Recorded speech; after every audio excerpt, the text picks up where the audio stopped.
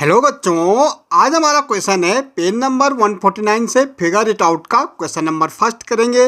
Give the dimension of a rectangle whose area is the sum of the area of this two rectangle having measurement 5 metre into 10 metre और second की जाए 2 metre into 7 metre. भाई हमारे पास दो rectangle है। Rectangle क्या होती है? जिनकी टू साइड हमारी क्या होती है? इक्वल होती। ये एक रेक्टेंगल है और दूसरा ये रेक्टेंगल है।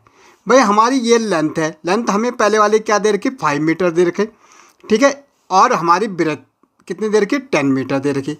ऐसे हमारी दूसरे वाले की लेंथ कितनी दे रखी? 2 मीटर दे रखी और ब्रेथ कितनी दे रखी? 7 मीटर दे रखी। भाई अब इन दोनों के क्या करना? हमें एरिया को ऐड करना। भाई इसका एरिया और इसका एरिया को क्या करना? ऐड करना। तो area of first rectangle, area of first rectangle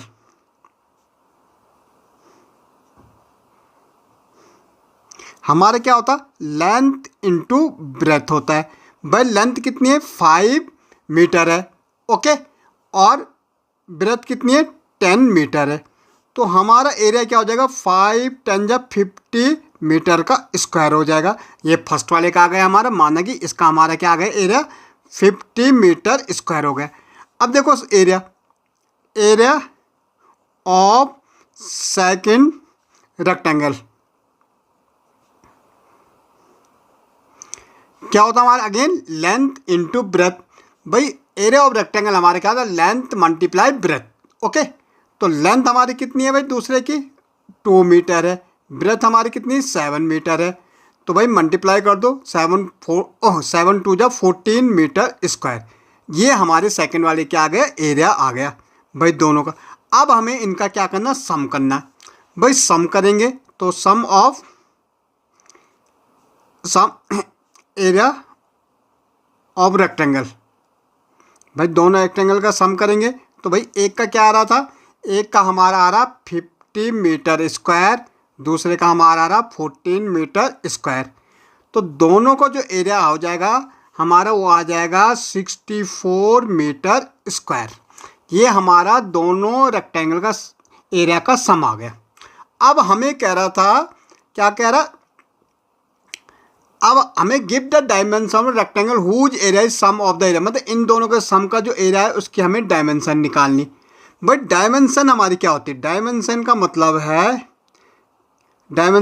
है कि हमें length and breadth find out करनी।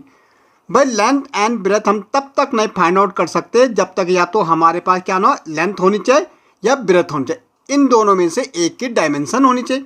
या हमें लेंथ पता हो या हमें ब्रेथ पता हो, तब तक हम इनके लेंथ एग्जैक्ट नहीं निकाल सकते। लेकिन अगर 64 है तो हम मान के चल सकते हैं भाई 8 अगर हमारी क्या होगी? लेंथ होगी तो 8 ब्रेथ भी हो सकती है। भाई 8 8 जा 64, क्योंकि हमारा एरिया क्या होता है? लेंथ इंटू ब्रेथ होता है। भाई एक तो पॉसिबिलिटी ये है कि 8 8 हो सकती है। भाई 8 लेंथ होगी, 1 ब्रेथ होगी।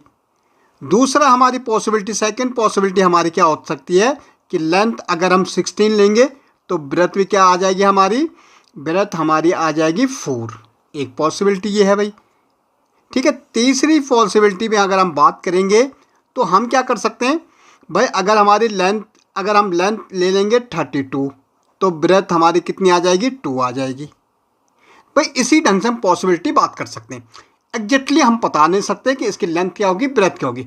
अगर हमें एक चीज़ पता हो तो हमें एग्जैक्टली ब्रेथ बता सकते हैं। अगर लेंथ पता हो या एग्जैक्टली ब्रेथ पता हो तो लेंथ बता सकते हैं। लेकिन हमें ना लेंथ दे रही ना ब्रेथ, हम पॉसिबिलिटी बता सकते हैं। भाई लेंथ 8 हो सकती है और ब्रेथ भी 8 हो सकती है। या लेंथ 16 होगी तो ब्रेथ क्या होगी? 4 हो जाए। क्यों होगी? क्योंकि L इंटू बी होता है भाई। तो अगर 16 इंटू 4 करेंगे तो 64 हो जाएगा। 32 इंटू 2 करेंगे तो 64 आ जाएगा। तो समथिंग इसी ढंग का हमारा आएगा, ओके।